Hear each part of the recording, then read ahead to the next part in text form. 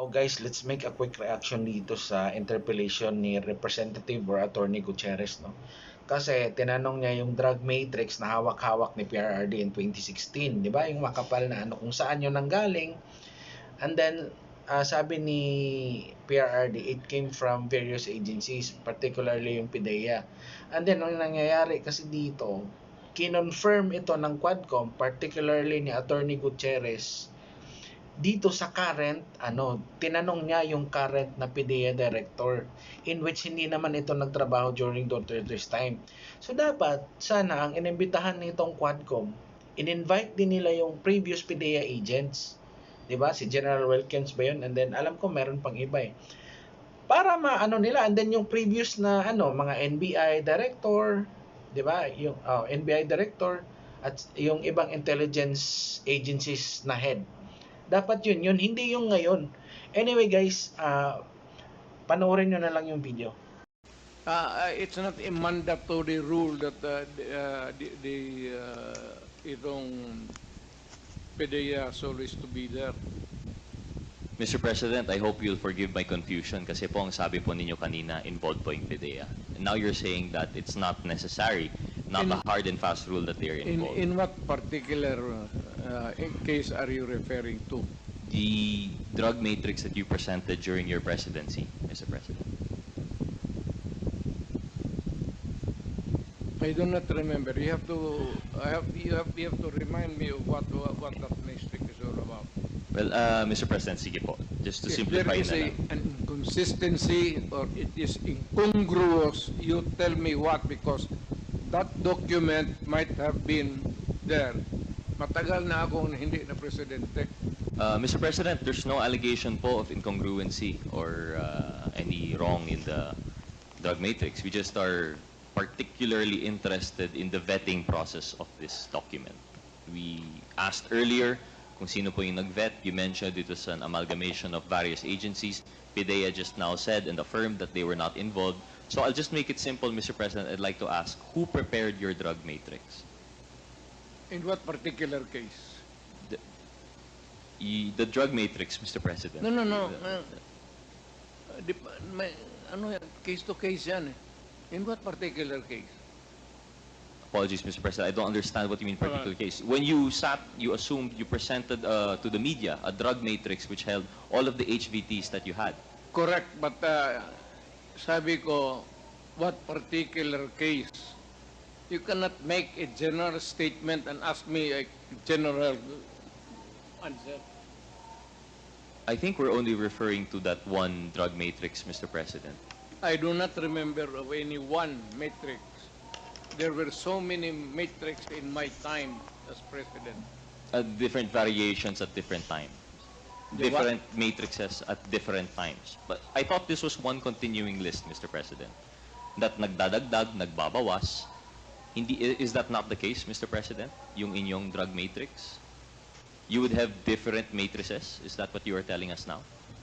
Depende sa agency yung lumapit sa akin. It could be the CIS, it could be the NBI. Lahat ng law enforcement, it could be the customs police, kung may matrix sila, it's not one or two or three, it's a plenty. So at the time of your presidency, you were presenting different matrices from different agencies. Yes. You did not have one master matrix. Yeah. Did you not use one master matrix for the PNP? There are so many law enforcement agencies. Of course, yung PDEA is the lead agency, but they don't have a monopoly of making an arrest or an operation to go after the criminals. Ganon rin ang CIS or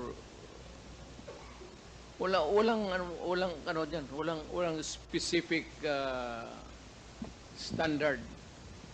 Mr. President, Kung sino lang makauna sa kanila.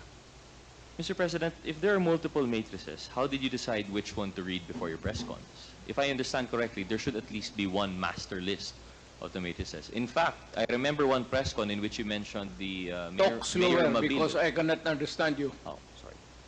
frankly, you're a lawyer? Yes, Mr. President. Oh, I will talk slower. Panyero, you talk slower. Okay.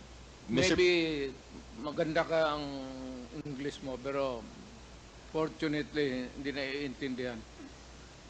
Thank you, Mr. President. I will slow down. So, Mr. President, You are slurring your words. Yeah. I Mr. would President, follow. If that answered the question that you're answering, then maybe I could hear you right. Ganon ang dating sa akin. Mr. President, ang sabi po ninyo, you have multiple matrices from different agencies. However, when you conduct your press cons, you present them as one master list. Sometimes you would read from that master list the list of names, and I remember in particular, you had one press con in which you read the name of Mayor Jed Mabilog. Yes. So if you have one master list, which matrix is that, Mr. President, and who vets the master list? That master list was there when I assumed the presidency. Kaya noon na presidente ako, lumayas yan. Kasi alam niya, papatayin ko siya. Kaya bumalik. Ngayon na lang. So, Mr. President, Pero hindi na ako presidente, hindi ko na mapatay ang buwang. Mr. President, there was one master list then at the time of your assumption. Yet there was updating through various agencies. Who was the agency in charge for putting them merging into a master list? Pideya talaga. But Mr. President, PIDEA said now that they have no participation in all three versions of the master list that you gave. They have a master list. Hindi pwedeng hindi. Bobo itong mga gagawin to kung hindi nila ginawa yun. Mr. President, if I may remind you to please refrain from using foul language para po hindi po mapunta sa record. It's not. It's bobo is actively bobo. Yung